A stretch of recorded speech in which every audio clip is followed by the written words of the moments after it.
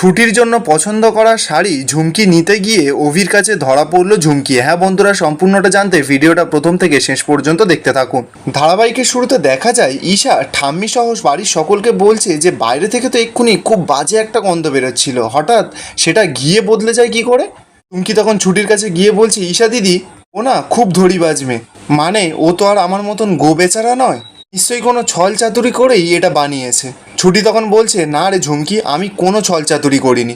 আর ঈশা দিদি আসলে ঘি বানাতে গেলে না এই দুধের সরটাকে জাল দিতে হয়, আর সেটা জাল দিলে খুব বাজে একটা গন্ধ বেরোয়, আর সেই গন্ধটাই বেরোচ্ছিল।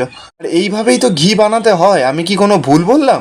আমি তখন বলছে, আমি কিন্তু জানতে চাই যে ও দুধের সরটা পেলো কোথা থেকে। কি তখন বলছে, আমি জানি সব ও বাইরে থেকে আনিয়েছে, ভাত ঘি সব কিছু। বিদে এবার চুমকির কথাটা শুনে রেগে যায়, চুমকির কাছে গিয়ে বলছে, অনেকক্ষণ ধরে না আমি আপনার বাজে বকবক সহ্য করেছি, এখনো পয়েন্ট নয় যে চাল কোত্থেকে এলো, দুধ কোত্থেকে এলো, ঘি কোত্থেকে এলো। তাই সব থেকে বড় কথা যে আমার বউ কষ্ট করে সকলের জন্য রান্না করেছে। রূপা তখন বলছে, তাও আবার রান্নাঘরে পা না দিয়ে। আর এই সকলে তো এবার ছুটির নামে খুব গুণগান করছে, ঠাম্মি আর চুমকির তো খুব রাগ হচ্ছে। এরপর দেখা যাচ্ছে বাড়ির সকলে তো ছুটির ওই ঘি ভাত খাবে বলে টেবিলে বসে পড়ে। ছুটি তো এবার সকলকে ঘি ভাত দিয়ে দেয়। চুমকি তো এবার সেই সমস্ত কিছু দেখে রেগে লাল হয়ে যায়। এবার রেগে মেগে ওখান থেকে যেই চলে যেতে যাবে, সঙ্গে সঙ্গেই তো ছুটি গিয়েই ঝুমকিকে ধরে। ঝুমকিকে গিয়ে বলছে, আয় তুই কোথায় যাচ্ছিস, সকলের সামনে বস, খাবি তো। ঝুমকি তখন ছুটিকে বলছে, এইসব ফালতু খাবার না আমি খাই না। ছুটি তখন বলে, ভাত বা অন্নপূর্ণার দান এটা কখনো খারাপ হয় না। তুই এবার ছুটিকে চিৎকার করে করে বলছে, আরে বাবা ও যেতে চাইছে, ওকে যেতে দাও না, তুমি বুঝতে পারছো না ও তোমাকে হিংসে করে, আর ওই সাকসেসটা না ও হজম করতে পারছে না, ওকে যেতে দাও। ছুটি তখন বলছে, আহা এরকম আজে বাজে কথা বললে হয় নাকি, ও তো আমাদের বাড়ির অতিথি, এরকম ভর দুপুরবেলা ও না খেয়ে চলে যাবে। ঝুমকি তখন ছুটিকে রাগমাগ দেখিয়ে বলছে, তোর বানানো খাবার খেতে না আমার বয়ে গেছে। ছুটি তখন বলে, ঝুমকি যেই বানাক না কেন খাবারটা তো খাবারই হয় নাকি, তাকে ফেলে উঠতে নেই, আয় বস। আমি তখনই ঝুমকিকে বলছে যে, পরিমা খাবার যেই বানাক না কেন তুমি তো ওই মেয়ের থেকে আগে এই বাড়িতে আসছো, তাহলে তুমি এসে বসো, খাবে এসো। ঝুমকি এবার কি করবে, ফেঁসে গেছে, ঠাম্মি বলেছে যখন ওকে তো যেতেই হবে। ঝুমকি এবার মনে মনে বলছে, না ঠাম্মির কথার অবাধ্য হলে এখন চলবে না, ঝুমকির জালওয়ানা এখনো বাকি আছে। ঝুমকি তো এবার খেতে বসে পড়েছে। ছুটি তো প্রথমে ঝুমকির পাতে ভাত দেয়, তারপরেই কিছুটা নষ্ট হয়ে যাওয়া ঘি ঝুমকির পাতে দিয়ে দেয় ছুটি। ঝুমকি তো দেখেই চমকে যায়, ছুটির দিকে রাগ রাগ দৃষ্টিতে তাকিয়ে আছে। ছুটি তখন ঝুমকির কাছে আস্তে আস্তে করে বলছে, তুই যেমন আমার পিঠে পিঁপড়ে ছেড়ে দিয়েছিলিস, এখন এরকম তোর পেটটাকেও এটা খেয়ে সহ্য করা। তুই যদি চিৎকার করে এখন সকলকে এই কথাটা বলে দিস না, তাহলে কিন্তু আমিও যে তোর কি করতে পারি সেটা কিন্তু তুই ভালো করে জানিস। আমাকেও কিন্তু তোর সমস্ত কীর্তিকলাপ সকলকে বলে দিতে হবে।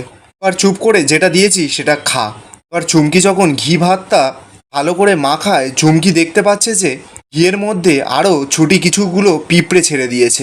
এবার ছুটির চাপে ঝুমকি কি করবে, ওই পিঁপড়ে সমেত ঘি ভাতটা খেয়ে নেয়। ঝুমকির তো খেতে গিয়ে বমি উঠে আসছে, কিন্তু কিছুই করতে পারছে না। এভাবেই ছুটি ঝুমকিকে পুরো উচিত শিক্ষা দিয়ে দেয়।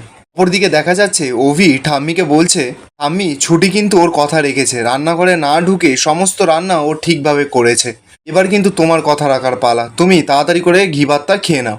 ছুটি তো এবার ঠাম্মির কাছে গিয়ে বলছে, ঠাম্মি আপনি খাচ্ছেন না কেন, খাবারটা কি মুখে তোলার মতন হয়নি? এরপর ঠাম্মি তো এবার বাধ্য হয়ে খায়। শতরূপা তখন ছুটিকে বলছে, না খাবারটা খুব ভালো হয়েছে। ছুটি তো কথাটা শুনেই খুব খুশি হয়ে যায়। ভিও তো ছুটির হাতে রান্নাটা খেয়ে খুব প্রশংসা করছে সকলের সামনে। ভি ছুটিকে বলছে, কি ভালো তোমার হাতের ঘিটা হয়েছে, আমি না এরকম ধরনের ঘি কোনো জীবনেও খাইনি, আমি তো আজ সারাদিন কিচ্ছু খাবো না, আমি শুধু ঘি ভাত খেয়েই থাকবো। এই সমস্ত কিছু কথা বলে বাড়ির সকলকে তো রাগাচ্ছে অভি। চুমকি তো এবার অভির কথাগুলো শুনে রেগে লাল হয়ে যায়। অভিকে বলছে, সেই এমনভাবে খাচ্ছে যেন মাটন বিরিয়ানি রান্না করেছে। ঈশাও তো অভিকে বলছে, সত্যি রে ভাই, তুই বিয়ের পর এতটা বদলে গেলি কি করে? চুমকি তখন বলছে, আসলে ছুটি না ওকে হাত করে নিয়েছে পুরোপুরি, আমরা যে আশ্রয় বাড়িতে থাকতাম ওখানেও না এই ছুটি সকলকে হাত করে রেখেছিল। হাত করাটা না ওর একটা অভ্যেস।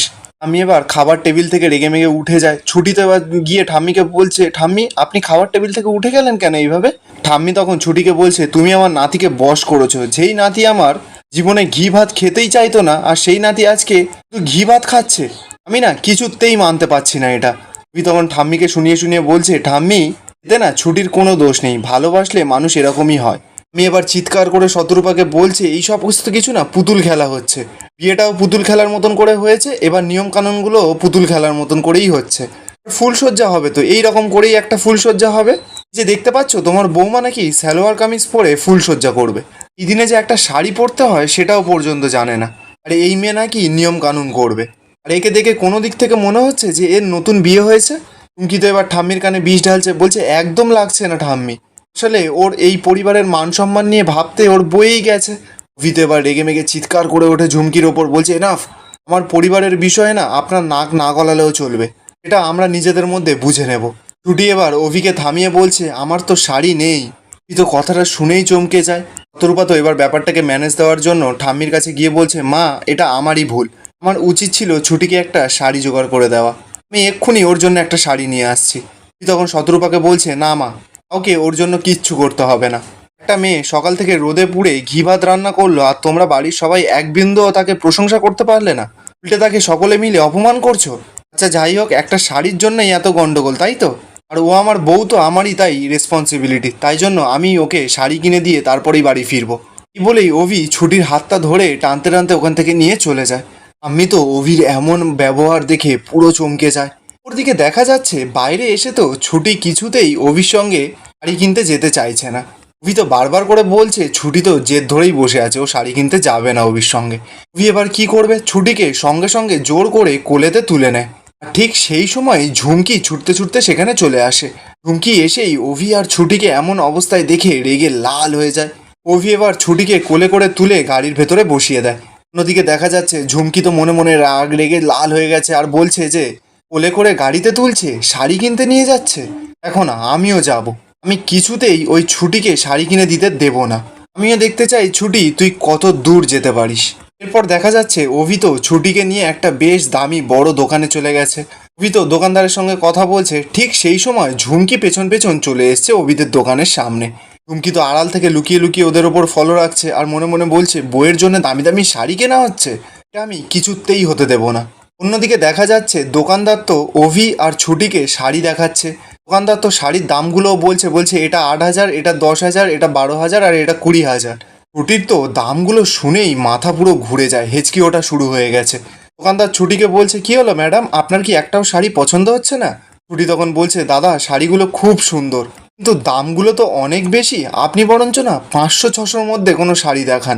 দোকানদারটা তখন ছুটিকে বলছে ম্যাডাম আমাদের শাড়ি না দেশে বিদেশে সব জায়গায় যায়, আমাদের কাছে তো এত সস্তার শাড়ি হবে না। তুই এবার টানতে টানতে ছুটিকে একটু সাইডে নিয়ে আসে। তুই এবার ছুটিকে সাইডে এনে বলছে আপনাকে বলেছি না যেখানে সেখানে কথা বলতে না, আপনি কখনো ভেবে দেখেছেন যে একটা পাতি শাড়ি যদি আমি নিয়ে যাই তাহলে ঠাম্মি কখনো মেনে নেবে? তুই এবার অভিকে বলছে আচ্ছা একটা কথা বলুন তো, দাম দিয়ে কি কিছু বিচার করা যায়? তুই তখন ছুটিকে বলে যে আপনার সঙ্গে না এখন তর্ক করার মতন সময় আমার নেই, আমি যেমন যেমন বলবো সেরকম সেরকম করুন, আমি বেশি দামের শাড়িই কিনবো। আপনি না ভালো করে শুনে নিন, আমি চাই না যে বাইরের কেউ আমাদের দুজনের সম্পর্কের মধ্যে খামতি বের করুক, তাই আমাদের দুজনকে দেখাতে হবে যে আমরা দুজন পারফেক্ট কাপেল। বলছি যেটা হচ্ছে সেটা হতে দিন, কারণ এবার গিয়ে একটা ভালো দেখে শাড়ি বাছুন। ছুটিতে এবার নিজের মতন নিজে একটা শাড়ি বাছছে। কবির তখনই একটা বেশ সুন্দর দেখে শাড়ির দিকে চোখ পড়ে। কবি শাড়িটা হাতে করে নিয়ে মনে মনে বলছে ছুটিকে এই শাড়িটা পরালে বেশ ভালো মানাবে। এরপর অভি তো ছুটির হাতটা টেনে আয়নার সামনে নিয়ে আসে, নেই অভির পছন্দ করা শাড়িটা ছুটির গায়ের ওপরে ফেলে। অভি দেখতে পাচ্ছে ছুটির গায়ে এই শাড়িটা ফেলতেই ছুটিকে বেশ সুন্দর লাগছে। অভি ছুটিকে বলছে বেশ সুন্দর লাগছে আপনাকে এই শাড়িটা পরে।